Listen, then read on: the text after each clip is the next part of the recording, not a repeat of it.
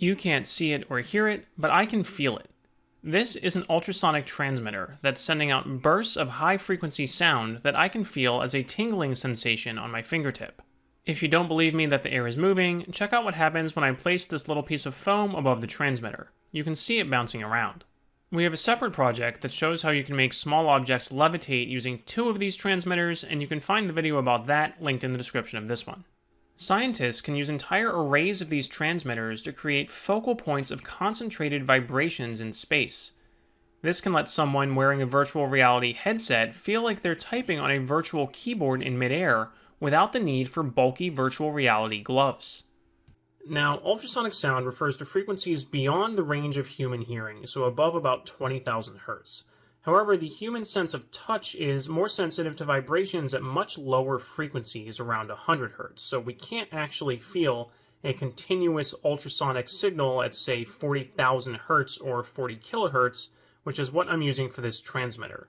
In order to feel the vibration, or that tingling sensation on your skin, we need to pulse the ultrasonic sound on and off at a much lower frequency. In the rest of this video, I'm going to show you how to do that, building both the circuit and writing the code using an Arduino. Now, to demonstrate this, we're going to use an online program called Tinkercad. We have a separate tutorial about this, which you can find linked in the video description. We actually have an entire Arduino tutorial series, so if you have never used an Arduino before, we recommend following along with at least the first few videos in that series to get familiar with using one before jumping right into a more advanced project like this. You can also find the complete parts list for this project in the written instructions on our website linked in the description of this video. So go there if you need to buy the parts. Here I'm just going to show you how to assemble them. The key to this project is a part called an H-bridge, the L293D, which you can search for in Tinkercad here.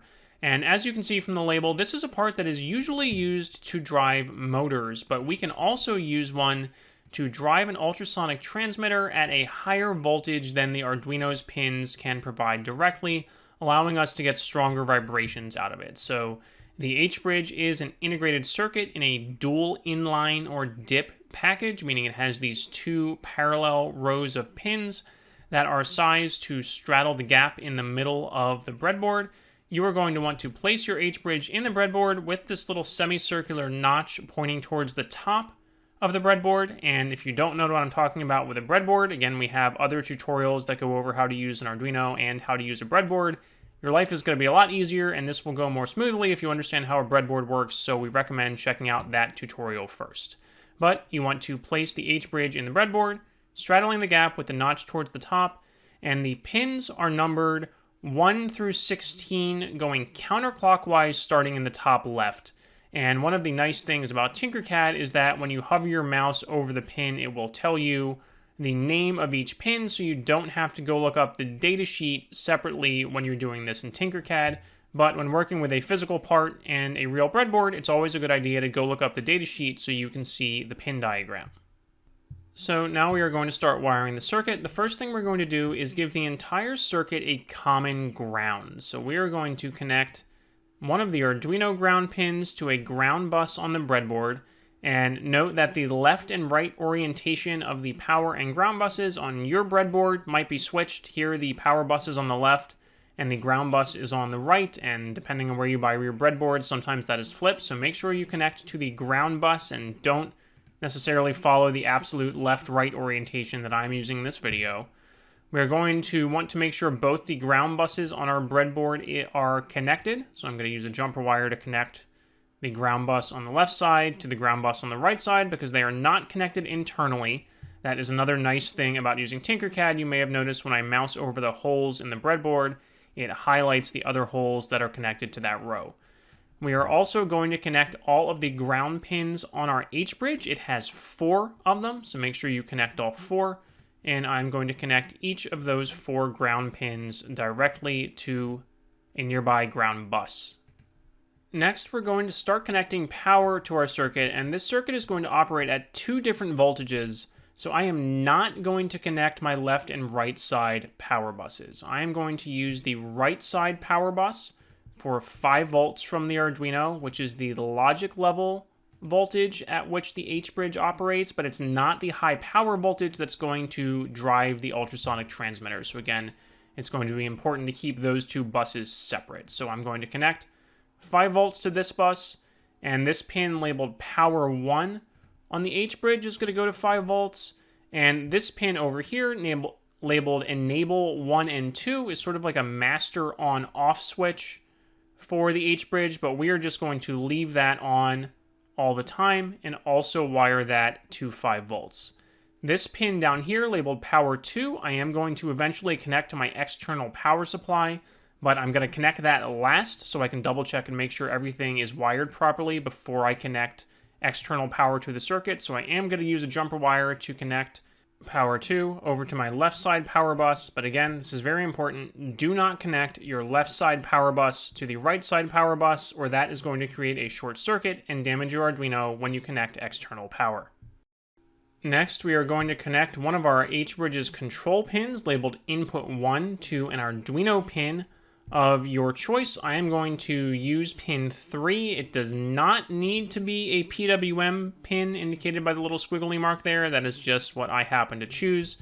And if you want to follow my example code, you should choose the same pin, but you do not have to.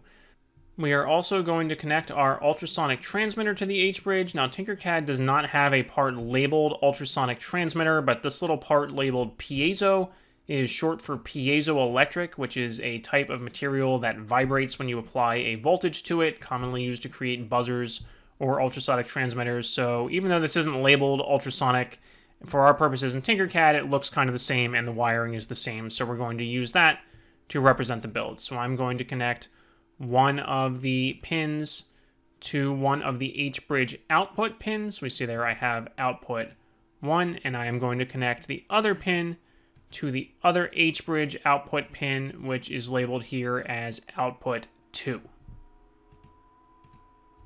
Now, if you've used an H-bridge before, you might be wondering, wait a minute, what about the second input? You didn't connect that yet.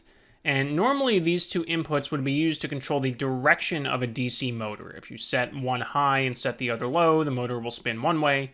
And if you reverse that, then the motor will spin the other way. But that isn't really how the ultrasonic transmitter works. The ultrasonic transmitter needs a signal that turns rapidly on and off to generate sound. So ideally what we want to do is rapidly toggle these two pins so one is high while the other is low, and vice versa. And we could do that in software by connecting the second H-bridge input to another Arduino digital output pin, but as we will see in the second half of the video, the timing of this code gets kind of complicated. So ideally we want to use just a single Arduino pin to control both H-bridge inputs and generate an out-of-phase signal. Out of phase meaning that one of the signals or pins is high while the other pin is low, and vice versa.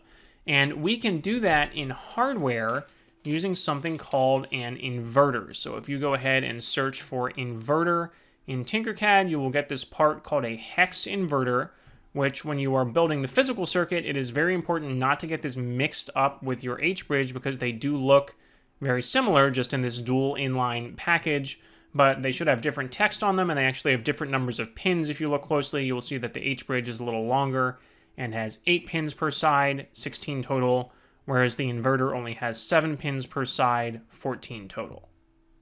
Just like the H-bridge, the inverter requires connections to logic level power and ground, so we are going to connect the pin labeled power over to the right side power bus, which remember is our Arduino 5 volts, not the higher external voltage, and we're going to connect the pin labeled ground to the ground bus. Now, all the inverter does, as the name implies, is takes a voltage and inverts it. So for logic levels where 5 volts is high and 0 volts is low, that means if you send 5 volts to one of the inputs, the corresponding output will be low or 0 volts, and vice versa. If you send 0 volts to one of the inputs, the corresponding output will be high or 5 volts. And this is called a hex inverter because it actually contains 6 separate inverters all in one chip, but we only need one of them. So we are going to take the output from our Arduino pin 3, and wire that down here to one of the inputs on the inverter, and say I'm going to pick a different color for that. And then we are going to take the corresponding output on the inverter and wire that to the input on our H-bridge. And what that's going to do is make sure that this H-bridge input 2 always has the opposite value of input 1.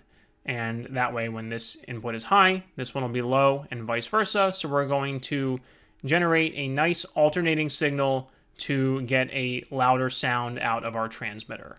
We could just ground this input, so this would always be low, and skip the inverter completely, but then you're going to get less amplitude across your transmitter, and the sound isn't going to be as powerful, and the resulting vibration you're going to feel won't be as strong. So the inverter is kind of a nice extra trick to get that more powerful output. Speaking of a more powerful sound, this is a good time to mention safety. Well, this is more of a concern for industrial workers working around machinery that can generate ultrasonic sound. You probably don't want to hold this transmitter directly up to your ear, because even though you can't hear the sound, it could still cause hearing damage. And it doesn't hurt to wear ear protection for this project just in case. So again, it's probably okay to do this in short durations for a science project because you won't be in a room with this transmitter on for hours every day, but don't hold it right up to your ear. The last remaining thing to connect is your external power supply, which again, you're going to connect to the power and ground buses over here. I am going to represent this in Tinkercad using a 9-volt battery. However, in my experience, 9 volts is not enough to generate a powerful enough ultrasonic signal that you can actually feel it. You need more, like at least 12 or preferably 18 volts, so you can buy an external wall adapter for that and then use an adapter to connect it to your breadboard. So again, if you check out the written instructions on our site, you can see a link to those parts and a picture of what that adapter actually looks like. Tinkercad doesn't have the part for me to represent it, but this is how you would connect it, with the positive wire from that external power supply to the left side power bus, the negative wire from that external power supply to the left side ground bus. And then again, very important, the ground buses should be connected because your entire circuit needs a common ground. The power buses should not be connected because that would be shorting your higher external voltage to the Arduino's 5 volts, and that can damage your Arduino. Now that we have everything wired, let's talk about the code. So we can show this side by side in Tinkercad.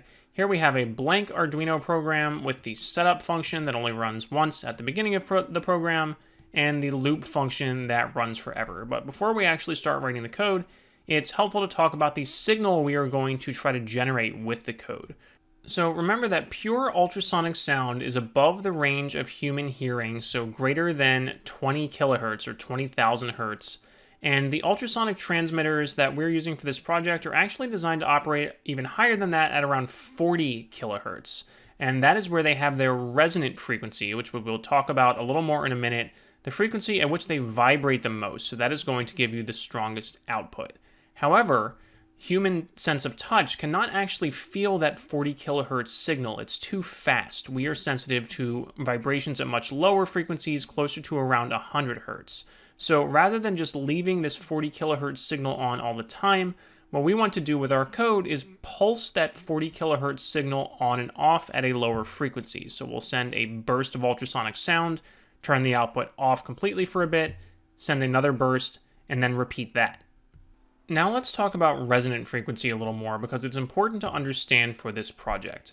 This graph shows what's called the frequency response of an ultrasonic transmitter. The x-axis or horizontal axis of this graph is the actual drive frequency of the signal to the transmitter, and the y-axis is the peak-to-peak voltage measured on an ultrasonic receiver held 1 inch away. So the higher the y-axis value or the bigger the graph, the stronger the signal coming from the transmitter. And you can see that this graph has a very steep peak, a little over halfway in between 40 and 41 kilohertz, and it falls off very sharply on either side of that. This means that it's important to accurately be able to generate a signal in this 40 to 41 kilohertz range, and if you're too far outside of that, it's going to result in a very weak output that you're not going to be able to feel. And this is very important because you might think that generating a signal at a certain frequency is simple if you are familiar with the Arduino tone function. You simply just give this function a number that you want the frequency of the output signal to be, and it should generate it for you. The problem is that this function is not always accurate at higher frequencies. For example, on the Arduino Uno R4, when you tell it to generate a 40 kilohertz signal, it actually generates a 41.67 kilohertz signal, which, as we can see on this graph, is way outside of the range of that resonant peak and is going to result in a much weaker signal. All of that is just to explain why, as you'll see when we write our code, we are generating our own signal manually using the digital write and microsecond delay commands instead of using the tone function. So let's get to writing the code. The first thing I'm going to do is declare a variable for the pin I'm using. You can call this whatever you want, but I'm going to call it ultrasonic pin and assign that to pin 3. Next, I'm going to declare a constant variable for the delay time for the ultrasonic signal, or how long I'm going to wait between turning the pin on and off. This value is in microseconds, and I have experimentally determined that a value of 10 works best when doing this on an Arduino Uno R4. If you are using a different Arduino based on a different microcontroller or microprocessor, then you might need to experiment and pick a different value here. But again, I have found that this works best on the Uno R4. Next, I'm going to create a variable for the number of ultrasonic pulses generated in each burst. So if you remember the graph we saw earlier, that's the number of times that the signal is going to go up and down before it then turns off and then starts over. So again, you can call this variable whatever you want. I'm going to call it num pulses and set it to 100 initially, because that is something that I have, again, experimentally found works. But especially if you were doing this for a science project, this is something you will want to play around with changing, because changing this number is going to change the modulation frequency or lower frequency at which the signal turns on and off. And that is what's going to affect the sensation on your skin. So again, there's a range of frequencies that humans are susceptible to or can feel. So that makes for a great science project. You could get different volunteers to try it and see what frequency works best for the most people, which would be important if you were designing a VR system for general use. I am going to declare another constant here, digital write time. This is the approximate amount of time that it takes the digital write command to run on the Arduino. So in an ideal world, the digital write command wouldn't take any time to run at all, but it does take a non-zero amount of time, which affects the actual resulting frequency of your output signal when you're trying to generate a high frequency signal like this. So I measured this on an oscilloscope to be actually about 2.3 microseconds on the Uno R4. Again, that might be different on different Arduino models. We are just going to round that down to 2, since this variable is an integer and not a float. It cannot store a decimal place. And then I'm going to declare one more variable that is going to be calculated based on my other variables. This is going to be the amount of time we are going to keep the signal off before we send another ultrasonic pulse. So I'm going to set that to 2 times my digital write time. And again, I'm using kind of long variable names here, but if you prefer, you could give them shorter names, plus my delay time. So that is the amount of time for a single ultrasonic pulse, counting that for each complete pulse, we will have a single digital write to set the pulse high, a delay to wait, and then another digital write to set the pulse low, and then another delay. So we're multiplying that by 2. And then we're going to multiply that whole thing by the number of pulses. So again, that is going to set the amount of time that we are going to wait to make it equal to the amount of time that we were generating a signal. Now we are ready to move on to our setup function. And here we only need one command. We're going to use pin mode to set our ultrasonic pin as an output. And then we are ready to go down to our loop function to alternate between generating those bursts of ultrasonic sound and turning the pin off. We are going to do that by using a for loop to generate all the individual pulses of ultrasonic sound. So for loops can be a little complicated to set up on Arduino, so make sure you follow along closely. We're going to do for int I equals 0. So I is going to be our counter variable in the loop, and computer scientists like to start counting at 0 instead of 1. So we're going to start at 0. Then we're going to write I less than num pulses. So that is the condition which is going to end the loop. But again, since we started counting at 0, this is going to be a less than, not a less than or equals, or else we would get one more pulse than we want.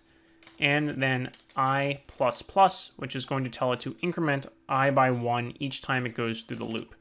and end our parentheses there for the condition for the loop.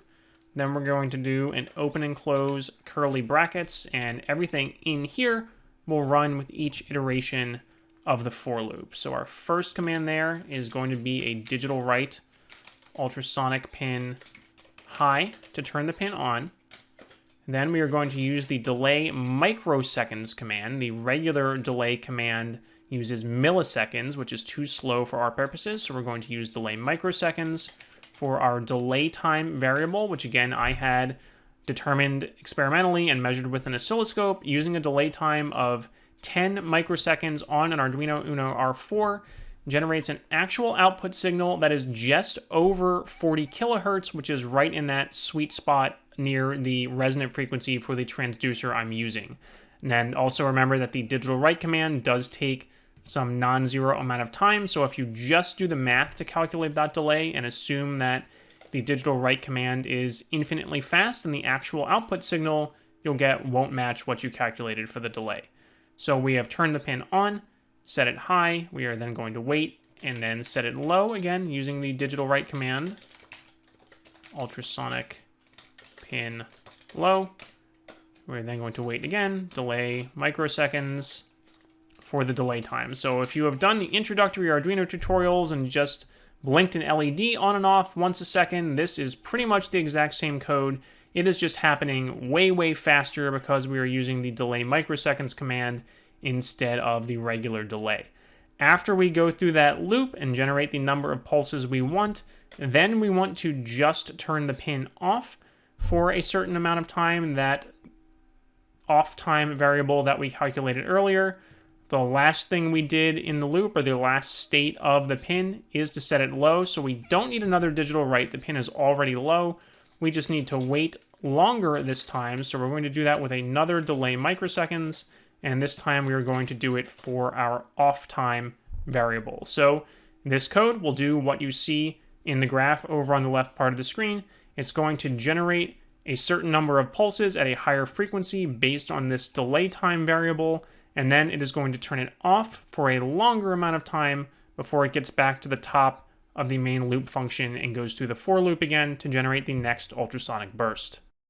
Now, while in some cases it does make sense to simulate Arduino code in Tinkercad, in this case I do not recommend it. I tried it and it made a very unpleasantly loud sound, as Tinkercad did try to simulate the output from this piezo speaker. So maybe turn your computer speakers way down before you try it, but you're going to want to go run this code on a physical Arduino, because Tinkercad thinks this is an audible range buzzer and will attempt to generate the sound, which again wasn't the nicest thing to listen to.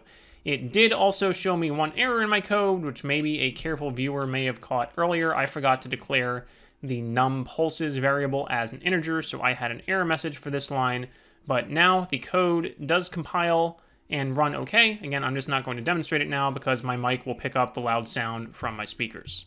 Switching back over to the physical setup, you should now be ready to upload your code and test this. Now, at the low voltages used in this project, you're probably not going to get much range out of the transmitter. I can feel the tingling sensation at most a few millimeters away, so you're not going to build a full VR setup where you can type on a virtual keyboard very far away from the transmitter, but this does work great as a demonstration for a science project, or as I mentioned earlier, you can do an experiment to see what frequency people are the most sensitive to. You can check out the link in the video description for written instructions on our website that will tell you how to convert that delay variable in the code into the actual output frequency if you don't have access to an oscilloscope to measure it with. You can also access the full parts list, circuit diagram, and downloadable example code from our website linked in the description. And for over 1,000 other projects in all areas of science and engineering, check out the rest of our YouTube channel and our website, www.sciencebuddies.org.